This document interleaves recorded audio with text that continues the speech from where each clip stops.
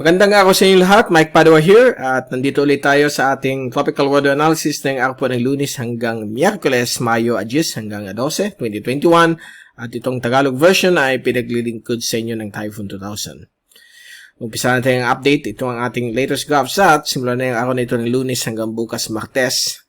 Ang surface trough na nagpabaha po sa malaking bahagi po ng Mindanao dahil po sa sobrang thunderstorms ay nalusaw na po. At yung ITCZ po ay nag-extend po sa malaking bahagi po ng ating bansa hanggang sa may bahagi po ng Palawan. So ito po yung ITCZ, kakaroon po yan mga localized thunderstorms. Nakaka-affecto po ito sa Southern Luzon, Bicol Region, Mimaropa, Calayan Island Group, Sulu Archipelago, Visayas, and Mindanao. So, may mga isolated thunderstorms po yan magaganap. Malalakas ang iba niyan. At posible magkaroon po mga flash floods o landslides. So, mag-ingat lang po tayo. Lalo na po sa Kabisayan at Mindanao dahil nandun po ang pinaka-core o pinaka-center nitong Intertropical Convergence Zone. So, dito po sa ibang bahagi po ng ating bansa like Metro Manila, Central at Northern Luzon na magiging katamtaman po ang lagay ng panahon hanggang maulap. Subalit po sa hapon ng gabi may mga isolated at malalakas rin ng mga thunderstorms lalo po sa may bulubundukin po ng Ilocos Region.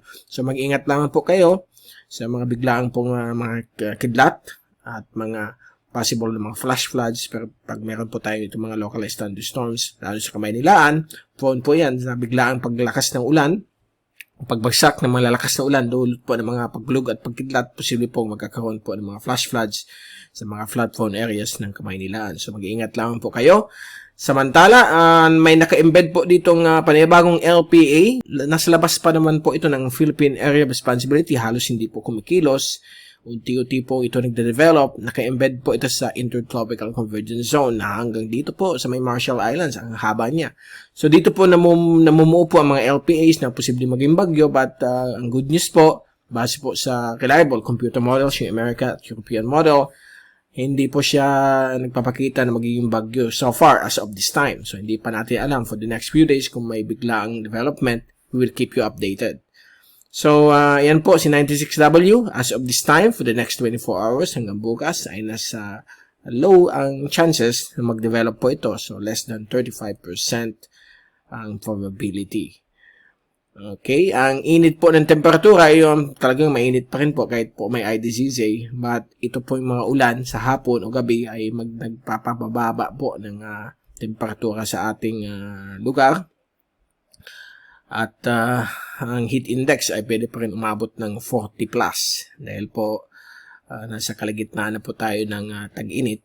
Malapit na po tayo sa tag-ulan. Usually mga last week of May or June.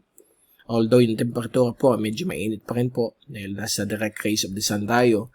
Since tropical country po tayo, malapit sa equator, common na po itong mga sobrang init. But, pasalamat tayo, may mga thunderstorms na nagpapabawas po ng sobrang init dahil po, grabe po ang humidity. Kaya, yan po ang kagandahan. Okay? Nababalance po itong sobrang init, lalo na sa hapon o gabi. Pag meron po mga localized thunderstorms. Ang problema na lang kung walang mga localized thunderstorms, medyo uminom lang tayong lahat na maraming tubig para hindi tayo ma-dehydrate. Ito po yung ating fast animation. So yan po, kita-kita po natin ang napakahabang line of thunderstorms dulot po ng Intertropical Convergence Zone. So nagko-converge po yung hangin mula sa southeast at northeast, kaya po nagkakaroon po ng line of thunderstorms. Dahil pa nagko-converge, tumataas yung air mass, nag-create po ng mga localized thunderstorms, mga ulan. Minsan sa umaga, hapon o gabi, 3 beses yan, may mga ulan kapag aktibo po ang ITCZ. Ito po yung zoom-in satellite animation mula sa windy.com. So, kitang-kita po natin na yun. Mga oras na yung oras na ito, mga alas 4. Ayan, nagpo-form na naman po mga malalakas na thunderstorms. Dito po sa Bicol, mga isolated areas, sa may Cam Norte, Cam Sur, may mga dumadaan po mga localized thunderstorms at narinig natin mga daguldol. Especially pag early morning. Dito po sa may Ilocos Region, ayan po, meron nagpo-form na yun napakalakas na elongated po ng mga thunderstorms. Ito po ay multi-cell.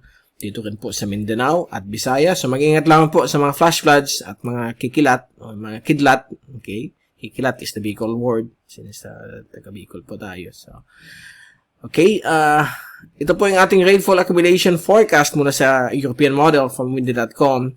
hanggang Miyerkules. So, ang bulk po ng ITZZ, yung mga ulan at mga thunderstorms ay patuloy po na maranasan po dito sa may Sulu Archipelago, Palawan, Visayas at Mindanao. Bicol region nasa blue, so hindi necessarily walang ulan po dyan. May mga isolated thunderstorms pa rin po na pwedeng maganap, lalo na rin po dito sa may Northern Quezon, Oriental Mindoro at Samar. So mag-ingat lang po dito rin po sa may Cordillera at Benguet Mountains ng Ilocos region. And kung titingnan natin yung pinaka-latest po na forecast mula sa European model at American model ukol doon sa namumuong sama ng panahon, si 96W. So, unahin natin yung European model. So, yan po siya. Bukas, andyan siya, almost stationary.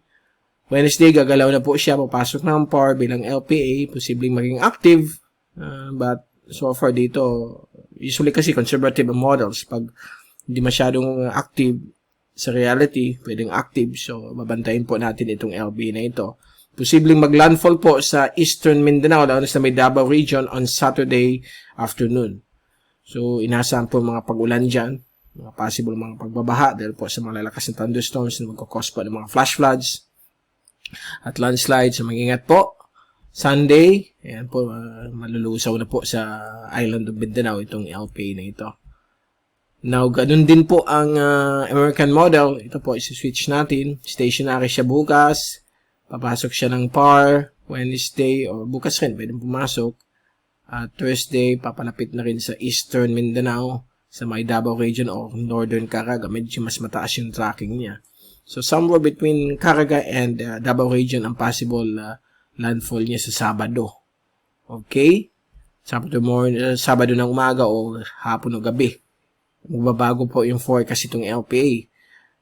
Subalit, hindi natin alis yung probability na posibleng maging tropical depression kasi panahon na po ito nang nag-start na po ang mga tropical cyclones pag buwan ng Mayo. So, babantayin natin yung computer models. Sa Sabado po, ng hapon hanggang Linggo sa American model, yung maglalaho na po yung LPA. So, magbibigay lang po itong mga matitinding o mabibigat na ulan sa bahagi po ng Mindanao at Visayas. At affected rin po ang Bicol, Mimaropa dahil po sa Intertropical Convergence Zone na kung saan naka-embed doon yung LPA na yun. Okay, so yan muna po ang update. We'll keep you updated in the coming days. Pag may breaking news, lalabas tayo ng mga updates. So far, wala pa naman po pinapakita ang computer models na magiging aggressive siya, magiging bagyo or so likely posibleng active LPA. So, we'll keep you updated. Babalik ulit tayo ng darating na Miyerkules para ibigay sa inyo ang latest nitong LPA at itong Intertropical Convergence Zone. Okay, so mula sa Typhoon 2000, ito si Mike Pado ang papaalam. Mag-ingat po tayo lahat. #WeatherWiser. Huwag niyong kalimutan mag-subscribe sa ating channel para sa latest sa ating panahon, lalo sa mga upcoming mga bagyo sa mga susunod na buwan. At salamat po sa pagpanood niyo sa aking channel.